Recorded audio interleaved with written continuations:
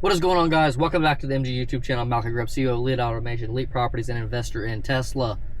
Today, if you're an Uber driver, a Lyft driver, a DoorDash driver, this is the video that you really want to see. And this is going to be a hedge against RoboTaxi. If you haven't heard about RoboTaxi, it's an autonomous vehicle, basically. It's by Tesla. I'm actually sitting in a Tesla in the Cybertruck with FSD. So while we're shooting this video, I'm going to go ahead and start FSD to the destination so you can see how it's going to drive itself, and I don't have to drive it at all. Now, before I get into the hedge side of it, first of all, if you're driving all day as a daily driver, like, this is so much better. And on top of that, they're starting to release capabilities of being able to do things like text and drive. Now, obviously, like, you know, probably legally can't due to your, like, state or whatever it is, but, you know, they're going to open up that capability over time. And so, with that being said, even if you don't have unsupervised in your vehicle and you don't have RoboTaxi in your area, then you'll be able to utilize this to basically just drive around all day. And I haven't done it for some time, but I even sometimes will DoorDash. That way I can shoot videos like this and show you guys how well it's functioning and be able to test it down different roads and stuff like that I don't normally go down, because I have some of my, you know, similar routes. Other than going to like some of our different properties and stuff like that, I kind of go to the same places on a regular basis. So, you know, with that being said, FSD just makes it so much better. First of all, it's just nice not having to drive. You can see here, my hands are not on the steering wheel, my feet are not on the pedals, and it's just doing its thing. I don't have to think about where I'm going. I literally put in the address, and now it just goes where I want it to go. And I can also now do Grok integrations. Hey, Grok, can you add a gas station on the way to the route? Sure. What's the current route or destination? It's already there on the map. Just choose the most convenient one.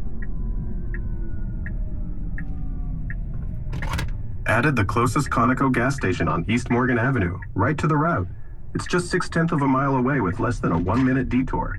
Arriving there. Never mind, cancel it. So route can't. Oh no, I need that back actually. Take me to 313 East Iowa Street. Got it. Navigating to 313 East Iowa Street in Evansville, about 3.6 miles away. ETA around 10 minutes depending on traffic. Okay, so you can see how easily I can just update navigation and not have to touch the screen and do all this and that. And especially if you have like 3 or 4 different addresses, you can just read them off your phone screen, and then boom, it'll put them in the order that you say to put them in. If you get mixed up, you can say just swap those two and do things like that. By the way, we're navigating around a parking lot because I canceled navigation a second ago instead of just telling it to like reroute. So I'm just gonna let it drive around this parking lot, trying to figure out basically how to get out of this parking lot. Just to like kind of showcase more of its capabilities. But again, like, you see how nice that is. So again, obviously if you're doing Uber or DoorDash, you're always putting in different addresses to go to different locations, and if you want to hurry up, pop in somewhere to use the restroom or something real quick, you can really easily do that. And then you have, like, you know, your safety side of things. Or if you're not worried about safety and you're worried about like wrecks and like damaging your vehicle and stuff like that, right? If you're driving all day every day, it's highly likely that at some point in time you're getting into some fender benders and things like that. Well, not only do you have your eyes on the road, but you also have FSD on the road. The eyes of the FSD, which is full self-driving, you have, you know, its eyes on the road, and essentially it's just as good as a human right now. Right? So not only do you have your eyes on the road, but you have this software that is running that is as good as a human on the road as well, helping you watch and monitor what's going on around you. And again, like, you don't have to worry about navigation and where you need to turn. So your awareness is even higher. So I don't need to worry about if I need to turn left here, right here, anything like that. I can just kind of look around, you know, gander, whatever. If I want to put me up so that's the end of the safety thing. Now for unsafe parts of things, you know, I can put up my phone here and like have a YouTube video playing. Not necessarily watching it the entire time, but I can have it there and kind of, you know, glance at it and watch the road and all that good stuff. And again, at some point in time, we're gonna have the ability to have like Netflix and YouTube and stuff like that playing on this main screen while you're driving. As soon as we get to a point of unsupervised, or it don't have to go fully unsupervised. It might just go to still supervised, but they open up the ability to have that here on the screen, just because they feel like it's safe enough, even though they're not completely relieving themselves of the liability. Now, I'm going to get into a bit of the hedge of why it's super important that you also get a Tesla if you are doing Uber, Lyft, DoorDash, right? And the reasoning for that is to hedge against these RoboTaxis that are coming, right? So in Austin, Texas, they just now removed the safety riders out of the car. They already have in, in the Bay Area, they have RoboTaxis running around with safety drivers in the car. And Tesla's actually gotten regulation approval for the full state of Texas. So they're able to launch unsupervised FSDs all throughout the state of Texas. And I believe as of right now, they just have to self-validate. And they're taking their time and they're being due diligent about it. But there's some areas, like if you're in the state of Texas, you probably need to be a little bit more worried than like if you're in a city like mine, Evansville, Indiana, where we're southern Indiana, where it's a smaller city, and it's probably taking some time to get here and like validate the area. Now, given it could come sooner than we think, it could be here in 6 months. It could be nationwide in 6 months, where they just validated everything so well, or just such a high degree that they make it okay to be able to have like unsupervised AK or RoboTaxis, just mainly RoboTaxis, right? Because that's going to be the main disruption for you. So if they have those RoboTaxis in that area, then there's essentially going to be no Uber and Lyft drivers needed. Why? Because the cost is going to be so low for a RoboTaxi, because there's no driver in the car. They don't have to pay you, you know? So this is a hedge also in a way where if you have a Tesla and you are an Uber or Lyft driver, then once they give the ability to allow owner-operators to put their vehicles into the fleet. So at some point in time, I'm probably going to be able to put this Cybertruck into the RoboTaxi fleet. So my Cybertruck and my Model Y will then be able to become RoboTaxis that can operate and make us money, right? Now, the margins will be less than, like, say, for instance, if I was spending my own time as an Uber driver, but the vehicle's making that money without me having to sit in it. And so you can do that same thing. You can have the ability to put your vehicle into the fleet and allow it to essentially make you money. And that's going to be a huge shift, right? You're going to go from having like no income because basically you get disrupted, to now you have your vehicle that you can still make an income, maybe slightly less income, maybe not though, because it can work pretty much 24 hours a day other than when it needs to charge. And generally it only needs to charge for like 15-20 minutes before it can be back on the road, you know, running again. So I mean, maybe in a total day it needs to charge for like 4 to 5 hours, but you know, anytime outside of that it can be operating, and it can also charge to near to 100% at nighttime whenever ride fares are much lower, right? So that way when you start off the day, you start off with like a you know, topped off battery and able to you know, run for like 4 hours before the vehicle needs a charge for the first time. So and then the next thing is, so now if your vehicle can go out and make money for you, you also have your free time to decide what you want to do with your time. Do you want to try to reinvest and get more RoboTaxis and try to operate a full fleet of RoboTaxis? Or you can go and just get another job somewhere else and make your RoboTaxi money and make your whatever other 9-to-5 job money is. Or if you have any type of skill sets, you can do that as side work to, you know, either offset some of the income and or maybe even potentially start making more income than what you was doing as an Uber driver, especially over time and if you keep working towards it. So as you can see, I still haven't touched the wheel, I still haven't touched the pedals, and I'm just letting the vehicle drive itself. And I mean, it's phenomenal. We just got a version 14 update, you know, just a few weeks ago, right? So we just got the capability to be this good, right? And 3 months from now, 6 months from now, there's gonna be another update that gives it, makes it even better. They're talking about we're on version like version 14.2.25 or something like that. On version 14.3, they're talking about you're going to be able to have the vehicle go through a drive-through, stop at the speaker box, order your food, go on to the next window, pay for your food, go on to the next window, and pick up your food, right? And it's going to do all that autonomously without you having to drive the vehicle. And it's going to do a bunch of other stuff, like being able to see like traffic, people like wave you on or say, hey, stop with their hand in the vehicle. It's already actually doing some of that right now, but it's supposed to go to like a next level where it can do it like 10 times better. And so like with that being said, it's just filling out the whole RoboTaxi and the use case of people utilizing a RoboTaxi versus like with the drive-through thing, instead of having to stop in the parking lot, it can literally just drive through for you and do that autonomously. So, I mean, the technology's here. The fact of the matter is it's about how long is it going to take the disruption to hit your city, right? You have other self-driving vehicles like Waymo, but they're not going to be able to compete. They can't output enough vehicles. They can't, equip them with the hardware that's required for them to be autonomous. So that's like a slower rollout, and like that, if we just relied on Waymo, it would take, you would have 5-10 years before it would disrupt, your ride share or your DoorDash or whatever. But with Tesla, they have so many vehicles already on the road that, again, like how we can put our own vehicles into the fleet. They're also coming out with the Cybercab, which is a dedicated vehicle with no steering wheel, no pedals. That is going to be a dedicated RoboTaxi vehicle that they're going to deploy to the entire United States. And they're starting manufacturing, right? They're going to start manufacturing the first quarter of this next year, which means if they're going to start manufacturing and they have all those capital expenses, aka so much invested into that, they're not going to delay. They're going to launch that thing and they're going to start cranking out vehicles as quickly as they potentially can. Now, we still don't know whether they're going to sell those RoboTaxi vehicles to us or if they're going to own all the Cybercabs. We don't know if they're going to own all the Cybercabs themselves or if they're going to allow us to own some of the Cybercabs. But that's going to happen whether we like it or not, whether we're part of it or not.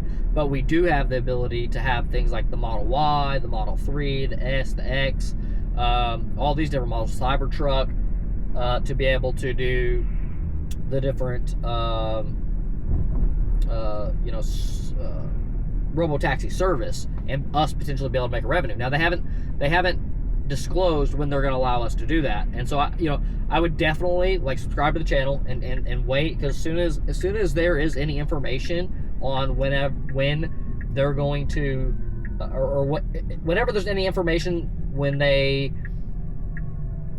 give clarity around when we are able to deploy our vehicles into RoboTaxi, or if, there's still an if, right? But they have mentioned in the past that they will allow us to put our vehicles into the fleet. And I think they need to. I think they'll need to, right? Because how else are they going to cover Evansville, Indiana, right? How else are they going to cover these the smaller cities, right? It's not worth it for them to have the infrastructure. Now, it'll be worth it for them if so this will be the first disengagement. We got to destination, and I'll probably disengage because I think it's going to pull into these other people's driveway that's not my driveway. Oh, nope, it sees their vehicle there, and it's going to park on the side of the road, I think. No, it's going to try to back in. Like, it's trying to back in right now. I'm not going to let it. I'm going to let it back a little bit, and then I'm just going to stop it. But you can see it's just, like, backing into the driveway as if it's my own. But, yeah, super cool. Ooh, I'm still in reverse, dude. But yeah, as soon as they give us information on when and how they're going to let us introduce our vehicles into RoboTaxi, I will definitely be making content around that and updating everybody on how we can get involved in it. What's going to be the criteria, what type of vehicles they want. Oh, and that's a really good thing for me to mention while we're here. If I was going to say what's the safest vehicle to get to ensure that you can put it on RoboTaxi, it'll be the Model Y. And I'd potentially go Model Y long range, right? Because that's just going to give you more battery for the ability to basically be able to stay on the road longer, right? Especially if you top up to 100% at night, then you're going to be able to have more miles on your vehicle to run throughout the day. So, and another reason why the Model Y is the best choice of a vehicle is because it is the vehicle they're actually using in Austin, Texas for RoboTaxi, sorry. I get Cybercab and RoboTaxi like mixed up when I'm speaking sometimes. So RoboTaxi is the service, Cybercab is the specific vehicle that they're making for this dedicated 2-seater vehicle just for RoboTaxi. No steering wheel, no pedals. And so they're using the Model Y in Austin, Texas, and everywhere that they're doing RoboTaxi. They're using the Model Y. So with that being said, if they're already using the Model Y, that is the most likely vehicle for them to put into the RoboTaxi. That also means that they're probably going to be doing the most refinement in software updates and stuff like that on the Model Y. The only caveat to Model Y would long range would be maybe the Model Y standard, but really that shouldn't matter because the vehicle size is exactly the same. And I would assume that they want the vehicle with the highest amount of battery. The only caveat to that is if you have a bigger battery, you might be slightly less efficient of a vehicle, meaning it costs slightly more to operate that vehicle. Why? Because if you have more batteries in the car, then you have more weight in the car, which creates a little bit more inefficiency. But I think both the standard Model Y and the long-range Model Y will both have access to RoboTaxi whenever they launch it to owner-operators, right? And we also still don't know for owner-operators if we're going to have to clean the vehicle, if we're going to be responsible for charging the vehicle. We don't have those details yet, and so that'll be really good to know. It'd be really good for you to subscribe, so that way when those details do come out, you can be informed of them. Because if we have to like charge the vehicle ourselves, that might create a bit of disruption. If you go and get a normal 9-to-5 job, then maybe it can only operate for 4 hours before it needs charged, and then you're going to have like a buddy plug it in for you, or you're going to have to figure out some type of solution for that, which may not be that hard. And or maybe Tesla does something pretty cool, like adds an Optimus robot at each charger location, and all your standard charger locations, they just have an Optimus robot go and plug it in. That's a whole nother thing, right? Another hedge that you can do too, I don't want to get too off into different weeds and stuff like that, but is any extra money that you're making, if you dump that into Tesla, that is a hedge against what you're currently doing. As an investor in Tesla, I have a hedge where I'm basically have an investment that's a bet against Uber and Lyft. Sorry guys, I don't, it's not like an attack on you guys. It's just my projection of the future, and I'm so committed that it's going to disrupt Uber and Lyft that I'm literally putting my money more where my mouth is. And so,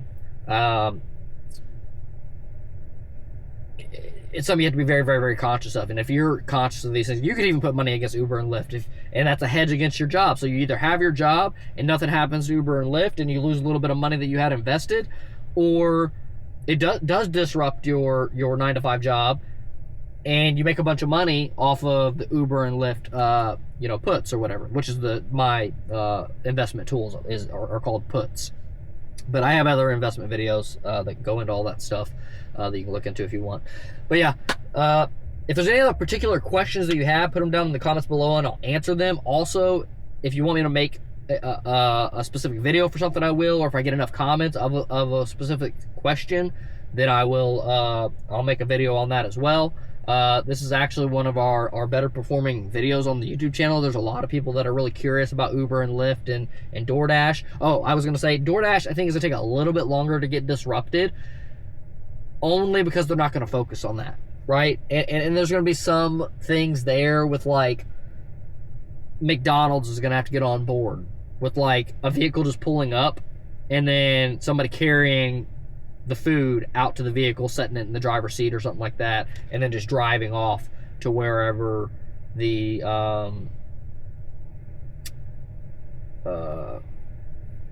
the destination is, and then the customer will have to get out of the vehicle or get out of their house or wherever they're at, workplace, go out to the vehicle and grab their things, right? And sometimes like we order DoorDash quite a bit, and like we won't even know our food's been sitting outside for like 10 minutes. Like we'll miss the notification, or we'll just get busy and stuff like that. So like with that being said, like the vehicle will have to notify you, hopefully it'll like double ping you and stuff like that, and hopefully it doesn't like charge you an insane amount if like it's out there for like 5-10 minutes and you don't notice it. Another thing that'll be kind of disrupted for like the whole eating thing is once the vehicles get a little bit more equipped with heating and cooling systems, right? So like let's say for instance, instead of having this interior of this vehicle like this, if it had like a small oven or a heater where I could put in like my pizzas and stuff like that, and they can stay hot, or it has a refrigerator and a freezer where I can put in, you know, Frosties and other things like that, right? And they'll stay cool. And so like ordering things like ice cream, you don't have to worry about them getting melted, or ice cream cones and stuff like that. Might have, you know, special inserts for special items, like, you know, an ice cream cone holder or something like that. So that way, like, your ice cream cone's not falling over. Because as of right now, I'm sure you can't order things like ice cream cones off of DoorDash. I don't know how that would work out. Imagine somebody DoorDash ordering 10 ice cream cones. It's like, what are you going to do, man? But yeah. Let me know what you guys think. Let me know if there's anything you want me to dive deeper on, and I'll catch y'all in the next one. Peace out.